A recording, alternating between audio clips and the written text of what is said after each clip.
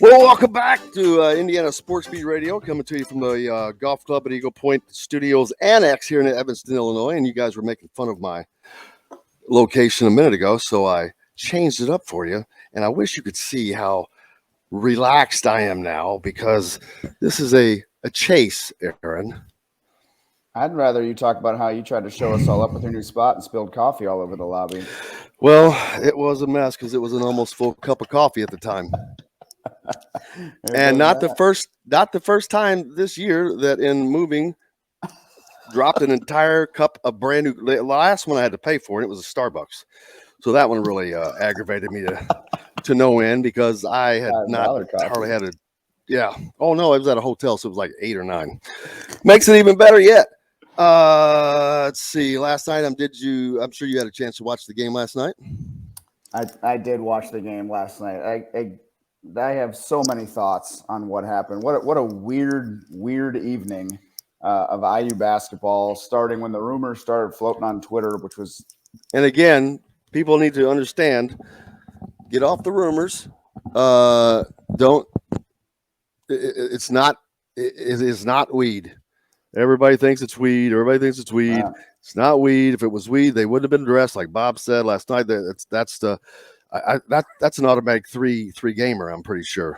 Yeah, and the rumors I guess I was referencing was just that we might be without players. 3 hours before the game, they started floating out there, and you're sitting there refreshing Twitter trying to see. I found out about this when I arrived at the arena via a text from someone else back home. Yeah, it was just an odd night, and then you go with 6 players basically in a game you need to have. And I think a lot of people are black or white on this issue. Either a great move by Woodson, what a bad mistake in a game you need. And I think there's what choice did he have? I don't understand what choice he had.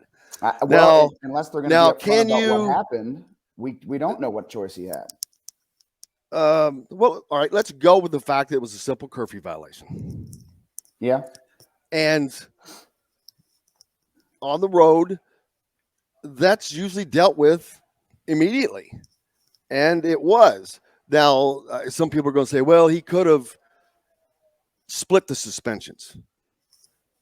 Now, he went with a half earlier in the year with Parker Stewart, so we knew he wasn't going to get just a half this time.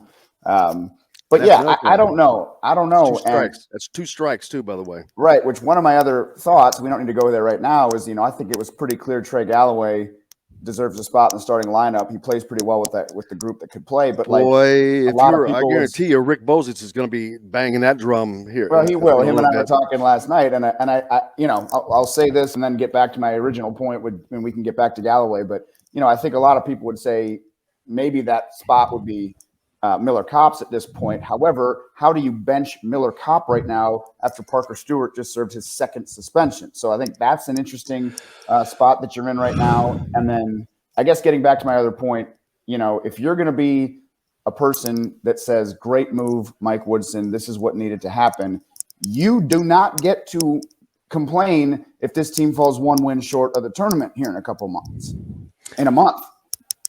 Yeah, because at the end of the day, they should have won that damn game last night. They held no matter what the situation, and lost by 8. That is crazy. It's the simple numbers. You've got 4 guys that shoot 7 for 30, and one of those 4 guys is Trace Jackson Davis, who was 4 of 13. So you've got all those. How many missed bunnies around the basket? And we're not talking. He was not playing against Kofi Coburn or Travion Williams or any of those guys. No, he was playing against. I love Trace Jackson Davis and love what he's done at IU, but there is a concerning trend, in my opinion, of big moments that he doesn't show up for. I'll kind of leave it at that. He has struggled against the top talent. There's no doubt about that. You can go look at box scores. And then in moments like this one, and this isn't an isolated incident, but a moment like this where Indiana just needed one of those games from him, 20-plus point performance, didn't get it. Didn't get it, and if he finds a way to go off, they probably get that win. And they so desperately needed him to bail them out, and just a very odd evening. Yeah, Tim mentioned a stat that said Indiana State and Evansville game had 0 offensive rebounds. Has not happened in 25 years in D1. Well, that was Indiana's big problem last night. I looked at one point. Not only did Northwestern out rebound Indiana the entire game, that's another issue. You've got Trace and Race out there. Rebounding should not be a problem. And Trey Galloway, I think he had 5 rebounds. So that should not have been an issue, but it was definitely on the offensive end. I'm waiting for the stats to pull up, but I know at one point it was 11-5. And that's too many second chance points, not hitting shots. Indiana could have won that game so freaking easily. I know they got tired. I know they got tired down the stretch, but they were already getting beat at the things to set that loss up. Had they had the lead that they should have had they had the command that they should have had, they might have been able to withstand being tired in those rubbery legs in the 8th, 9th, and 10th rounds. But they just did not put themselves in a position to be able to do that. Yeah, I mean, I think you're right. Fatigue showed up in that game, but there were some chances earlier, maybe before some of that set in, that they could have built a bigger lead or taken a little bit more control of the game. And then, I think anyone who was watching at, I don't even know, the 5-minute mark or so could tell, like, boy, they're in big trouble right now, because you're not going to come back in a game where you're down to 6 players. Geronimo's foul trouble. I mean, in that game, that was terrible because you needed a lot more out of him. It just, then Duncombe didn't play at all. It just such a weird night. And now you better get that home game against Wisconsin. I guess I'll say that. I don't know if Duncombe cannot be that bad. I've seen him play, and I thought red shirts were a thing of the past. But even if you are, he hasn't played enough to worry about not being able to play in that game, if just for some breathing minutes. Well, and the basketball doesn't have the rule football does. So the fact that he's already played, he can't take unless it's a medical, which is not an issue. Oh, so they're not allowed a percentage? No, and unless I'm wrong on that, I think he's not redshirting this year since he's already played in games. There's almost no reason for a red shirt. He does not get the COVID year, though, because this is his first years, but no one stays 5 years. He's not going to. Logan Duncombe is not a 5-year player. If he's here 5 years, he's going backwards. So you look at that. But it just. There was so much. I mean, so many. Miller Kopp. All right. First of all, Trace Jackson Davis. This should have been a night where he put this team on his back and played like an All-American. I don't care if he doesn't have a jump shot. I don't care if he can't go with his other hand. You don't need to. He's better than the talent that he was going against with one arm behind his back, but he did not get that done. Not going to put that completely on him. Maybe the guards somewhat didn't help him enough, but he did not. He had the opportunities, was not able to do it. Couldn't hit the free throws, couldn't hit the shots, and that was just a major part of it. He just becomes a lot easier to defend when we're not making you think about anything else. When Indiana's not making you think about anything else. And Miller Kopp is another one that should have been a night that he really helped Indiana. If he didn't help them for another game this season, this was the one. He was as familiar in this gym as any gym in the country.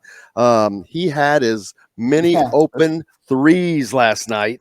This was his route for the Purdue game. This was his chance to have that legendary moment in an IU uniform, and it went the other way. Yeah, and then they tried to work some shots, some screens and curls to get Leal a shot, and he was way off in that first half on a couple of shots he took, and It just was a huge struggle, which isn't surprising given what happened. And at the micro level, that's fine. Perhaps you make that decision, you set a tone, and hopefully some culture sinks in and you move on.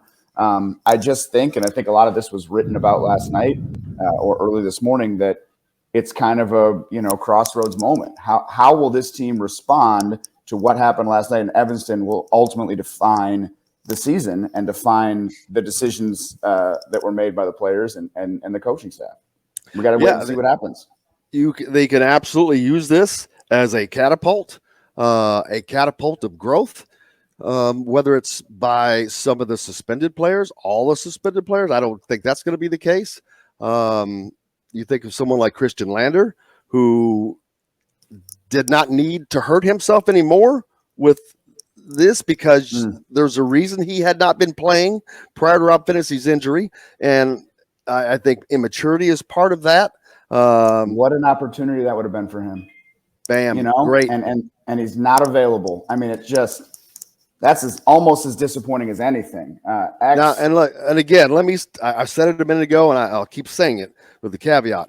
I probably would have been right there with him. Yeah. I would have been right. I know me. Yeah. I know me. If someone came to me with an opportunity to be silly I would have been there. So I don't want to be a hypocrite.